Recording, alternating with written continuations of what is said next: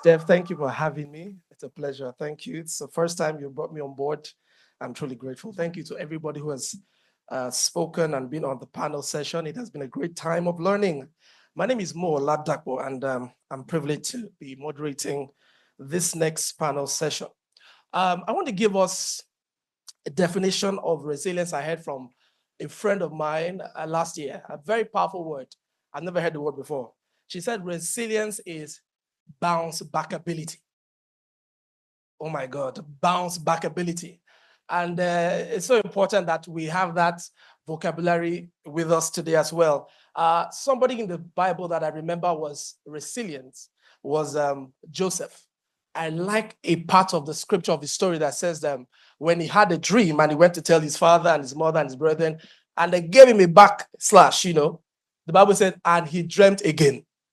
Some of you need to go and dream again. That is the goal of this conference. 2003, I was deported in Italy airport on my way to Dublin. That time, the road to Dublin was opened. How many of you know that time? Ireland was the place. And they packaged me. You get it, yeah? They packaged me for Ireland. I went from Kenya to Italy to... But I didn't know that in the Indian airport, they had photocopied my passport. I was under the name of another name. Are you getting it? Eh? As I got to Italian airport, I was Johnny Just Come, walking around the airport. You know that this guy was a novice, going to buy coffee, looking at the stores, looking at white people. And there was a man watching me, sitting down. So I sat down and he said, have you gotten your boarding pass? I said, no. So when is your flight? I didn't know. I'd already changed my passport from a Nigerian to the British passport. Are you getting it? And so I was with my British passport with another name. And as I was going, I saw some men say, wait, you want to get a boarding passport? Go down. As I was going down the excavator, I saw a military woman did me like this. And I thought she was saluting me. No, she was saluting her guys. You've caught another one. So as I turned, I saw policia. As I wanted to turn, but they just pushed me inside. Where are you coming from? I lied first, and then I knelt and I said, I'm coming from Lagos. So where are you going to? I said, I don't want to go back to Lagos. I said, you know what, you go back to Lagos.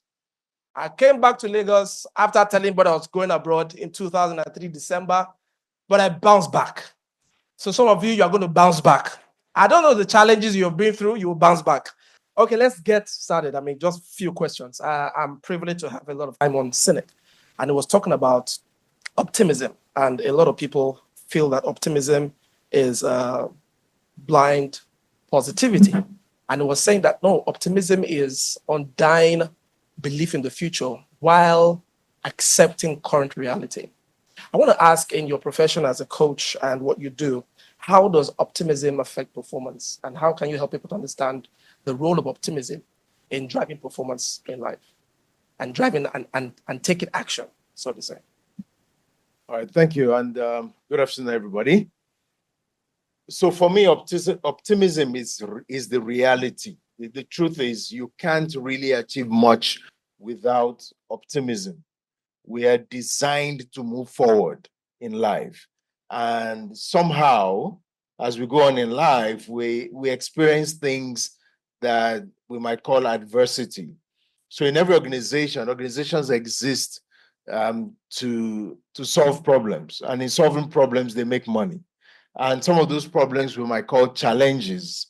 And so when we face those challenges, it's when we solve those problems, when we get over those challenges, that's when we actually succeed. And so if we don't believe that we can solve those problems, then we fail from the very beginning. So optimism is really, really important before we even start. So in every organization, we tell people that for you to really succeed, you must be ready to face the problems, face the challenges. When you overcome them, that's when we say that you succeed. And people are paid a lot to succeed, and they face a lot of problems. And just like somebody said many years ago, I was listening to someone and he said that money is the reward for solving a problem. When I was in school, my economics teacher taught me that money is any commodity or article that is used in exchange of goods and services, and he said, moreover, the financial law obligations, financial obligations. That was the definition of money that I knew. But this man was saying that money is the reward you get for solving a problem. And that to make a lot of money, you need to solve a big problem for a few people or a small problem for a lot of people. And that is how challenges lead to performance. And you need optimism to get over that bridge. Thank you very much.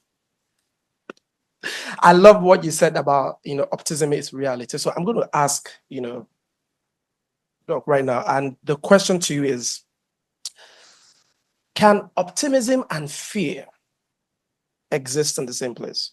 And if it can, how can we manage this conflicting emotion? Because when he says it's reality, sometimes you're optimistic, but could you still have a fear, in trying to make move?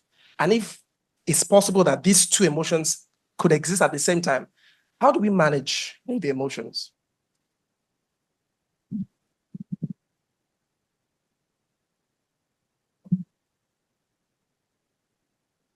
Thanks a lot. Absolutely. These emotions can coexist. In fact, they coexist in every one of us right here, right now. The thing is, each of us have some fears, or don't you? Well, I know I certainly do. I have fears, I have doubts, but the thing about resilience is that it is rooted in reality. It is not neglecting reality. It knows that there are lots of problems, challenges facing us, but it also knows that if you persevere, it believes in a better outcome for yourself. It knows that if only he will move forward, that's the person who feels optimistic. If he continues to move forward, he is going to get to that outcome he's looking for. It is not that he doesn't have any fears or he doesn't doubt himself. Yes, I usually do something like this. When I have fears, which I do all the time, Victor, yeah. So I give myself all of something like 30 minutes to feel my fears. Do not back away from your fears. They're yours. We have reasons. There are reasons why you are feeling the fear. Allow the fear to get into you. Feel it. Own it. Then examine the fear. What is it pointing to you? Perhaps it's telling you that you need to look at this, look at that. What actually are you afraid of? You want to go from where you are to here. This is the outcome you desire, but this is where I am now.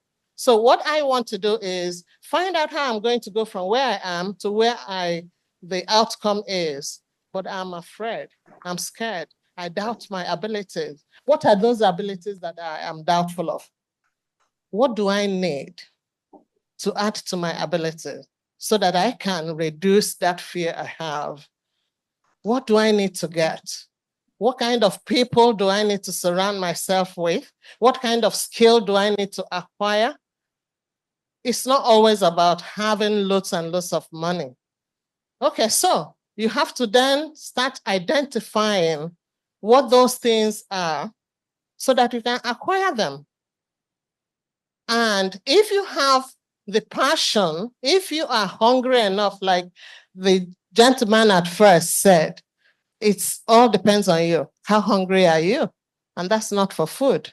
If you're hungry enough, you will start acquiring those things you need, those skills, the attitude. They all help to form the resilience that will take you from where you are to where you want to be. It is not the absence of fear. It is not the absence of doubt. They all coexist inside each one of us, and you as well. Please give a round of applause. Thank you, Dr. Tina. Let's go to some of our virtual panels. Let me start with Arvind. Arvind, can you help us to understand how leaders can motivate their teams in time of crisis using optimism?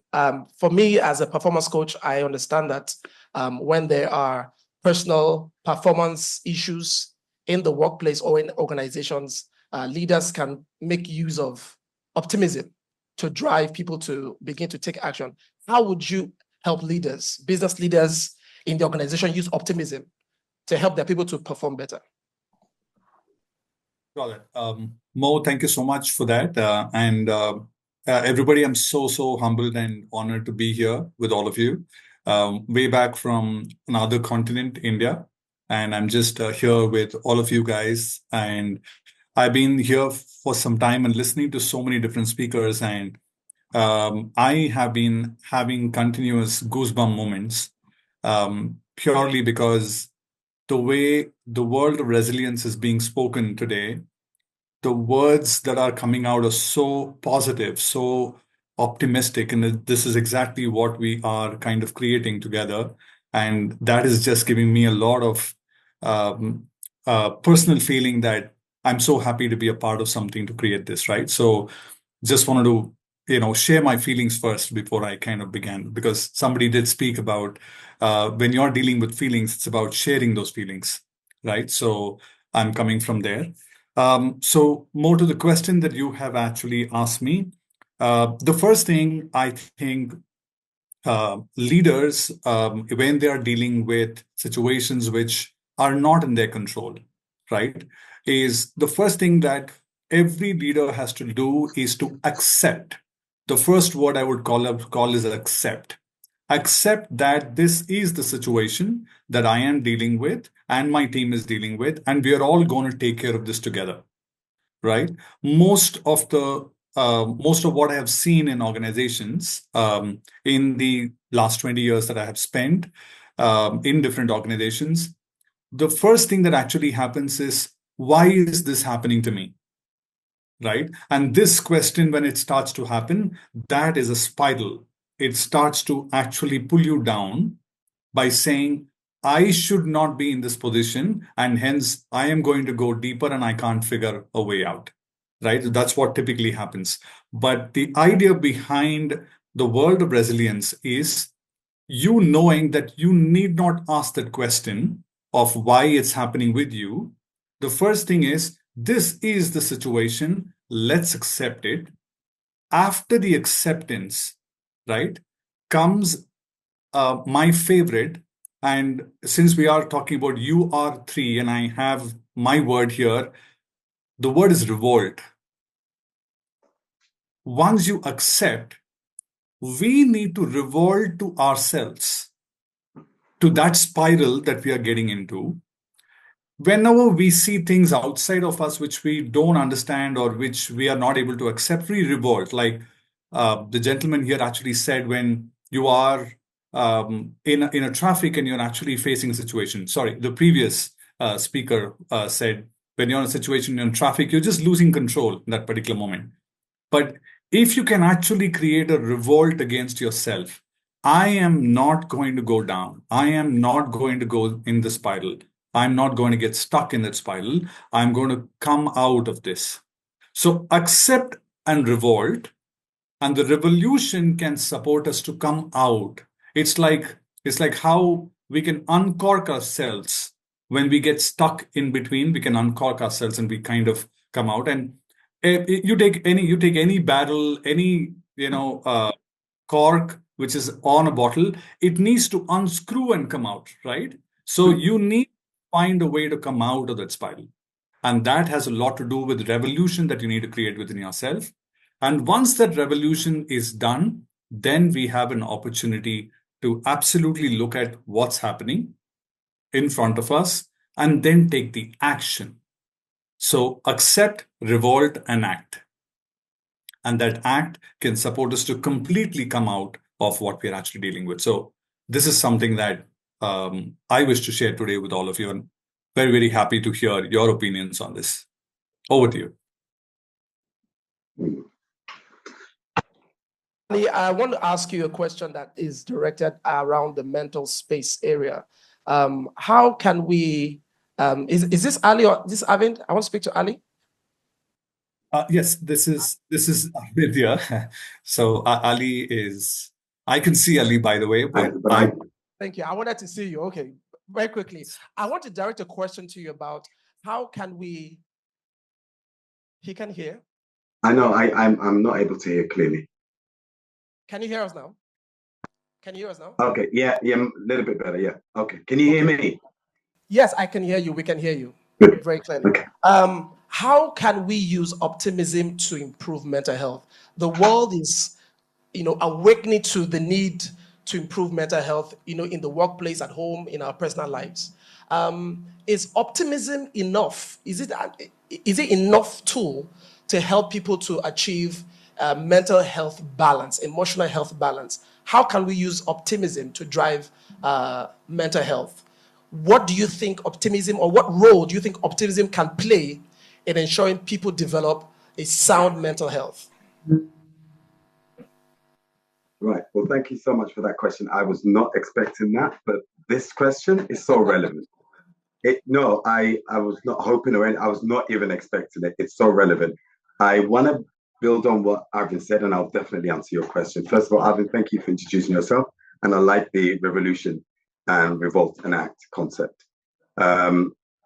Me being at this event is a paradigm shift as well as a full circle. The gentleman that you're talking about is Joseph.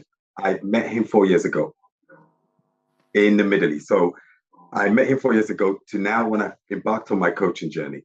So that's one thing. And also I've met the lady who introduced me to this event in Dubai at that same event. So the two people at this event, it's a complete full circle. And I've only known them briefly, but we stayed in touch in 4 years. And he did highlight quite a lot of things. What I liked about the question that you've asked me, brother, mental health and optimism. The reality of the current situation is that we live in a VUCA world, right? If nobody's heard it before, if you have, I'll just explain it. It just means the world itself is very volatile. There's a lot of uncertainty. It's always been uncertainty. It's complex, and there's a lot of ambiguity. That's how the world is. Change is the only thing that we know is change. And how do you then navigate through that change?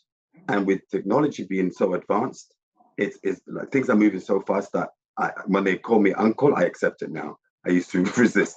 Now we have to accept that reality. That's the reality of the world, and it has been, but it's just moving a lot faster. What we also have to accept is and I can only speak for my lived experience as a Black man who's lived 20 years in the Middle East and 20 years in Europe. That is 40 years altogether. I left Africa when I was 9. Half of my life has been spent in countries where I was the other, right? Based on my race, again, based on my religion, because of Islamophobia and everything else. So I've learned to navigate through life with a shield and trying to resist. And everybody expected me to be normal. No, I've had emotional breakdowns. I've had moments that I was not resilient. But one thing that I knew for sure, that this was not about me, that there's a bigger call for me, like Joseph said, than the one that I'm experiencing now. So I didn't internalize it. I knew it was not for me, but it was something that was happening around me, but it was also happening for me to shape me into my journey. Now, to answer your question, I hope that kind of gives you guys an idea of where my thought process is. But to answer your question is that it is the acceptance of the reality, right? You can be optimistic. I could have jumped on this conference and be like, right, I'm going to be Michael Jackson. I cannot dance like him, right? Oh my God, I can sing like Luther Vandross. I cannot do that. So optimism, where you channel it, what are you so optimistic about? You've got to channel that, and you've got to channel that again, going back to your why, because you and I are uniquely different. That's how we are created differently. The mistakes that you do is so unique to you that nobody else can copy it. Your excellence is so excellent that nobody else can do it, because that's how unique we each are. So my suggestion would be understanding what am I optimistic about, because if you're not clear about that, when you get there, you won't even know what it feels, tastes, or even looks like.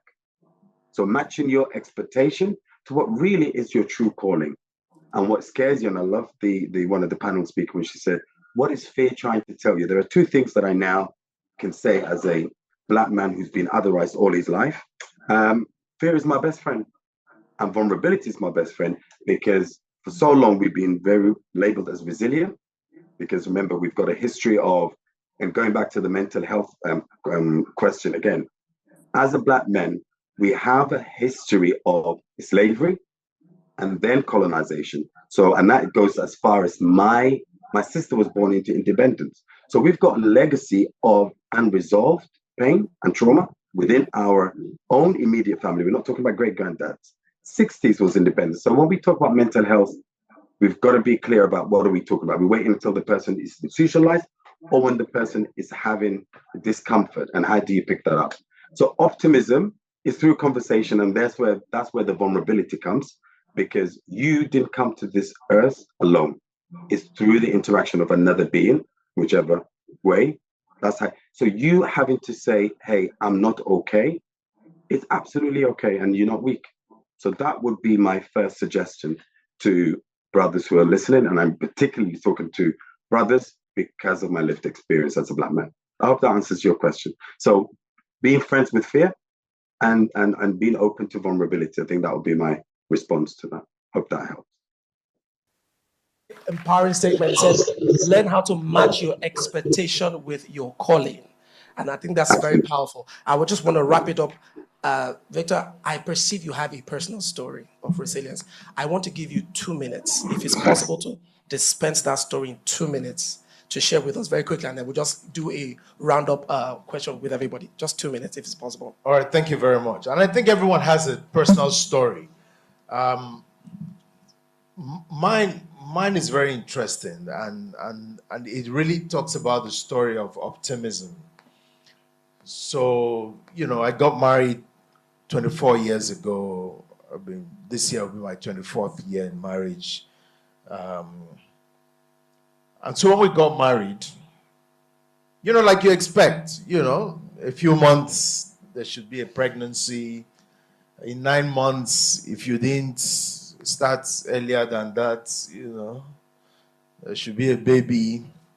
And in our own case, 9 months, there was no baby. First year, no baby. Second year, no baby. Third year, no baby. Fourth year, none. Fifth year, sixth year, seventh, eighth, 9, 10. And every month, when my wife saw the red flag, like we called it then, she'll be in tears and I'll be the one encouraging. And then we'll get invited to naming ceremonies.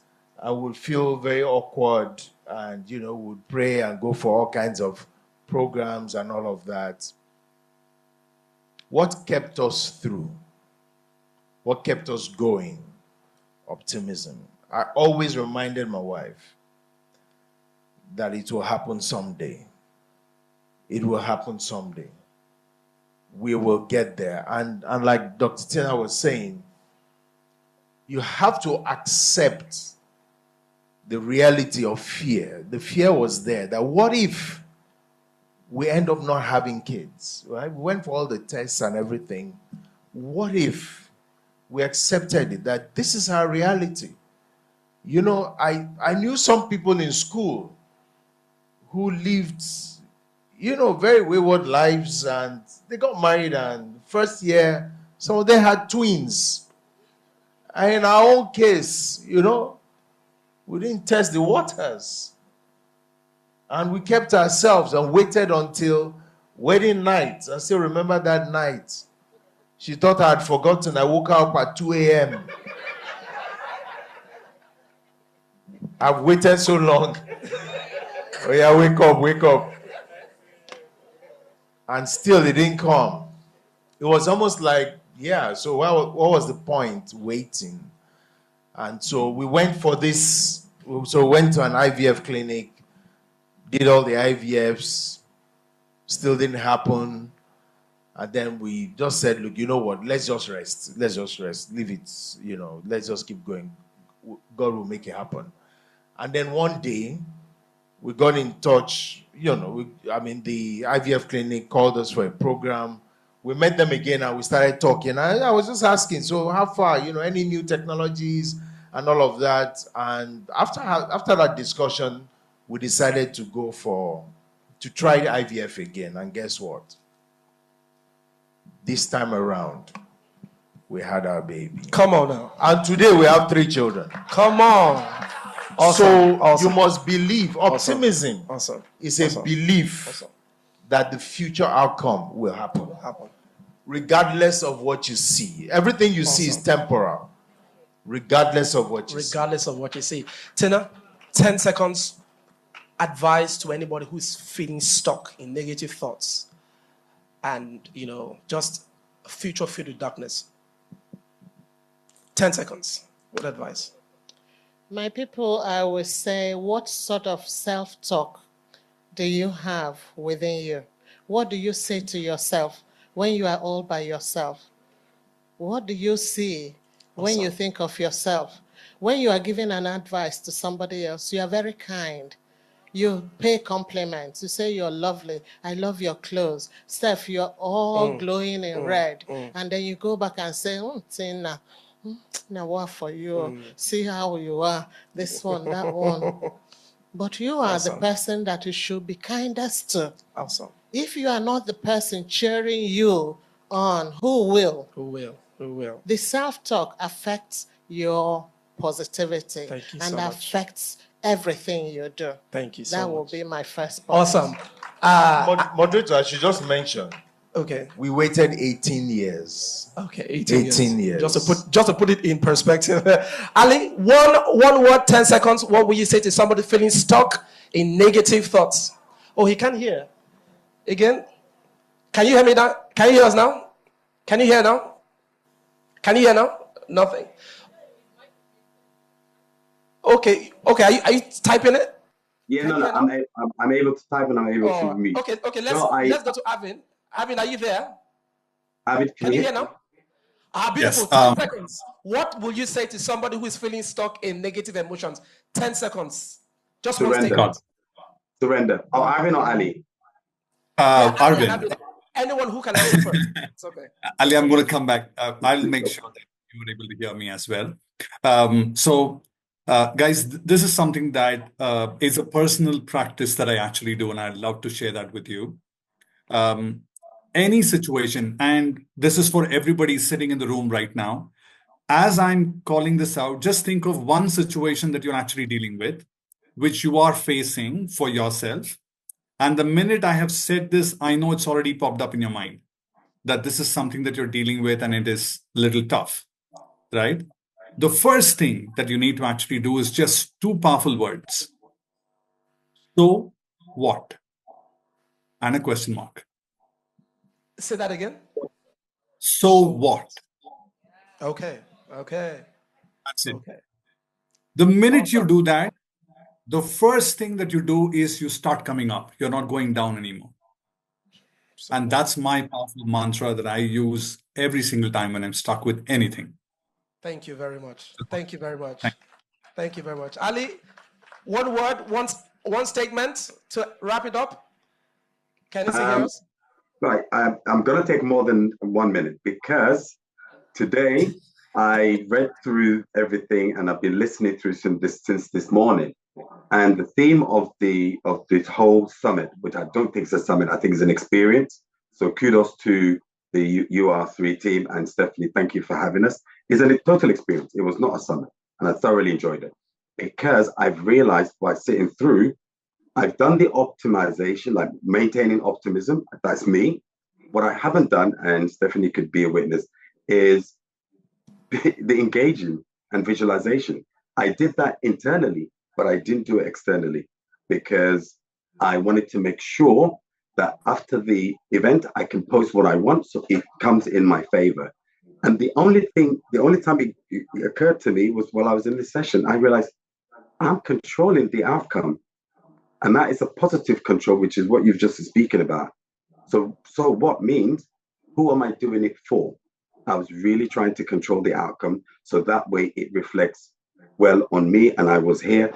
And as soon as I let go, I realized why I was part of this, and meeting Joseph and realizing the full circle that I am not in control. My circle of control now is as small as it's always been. But I realized that I was actually, as a coach, I got coached today at this conference or this summit or this experience. So for that, I want to say thank you but allowing me to realize that I was trying to do a positive control because of 3 years of being silent now, relaunching my brand and being part of this. It's been an honor. So thank you. And whoever's going through what they're going through, I think what Arvind said, so what? Because the worst thing that can happen has not happened yet.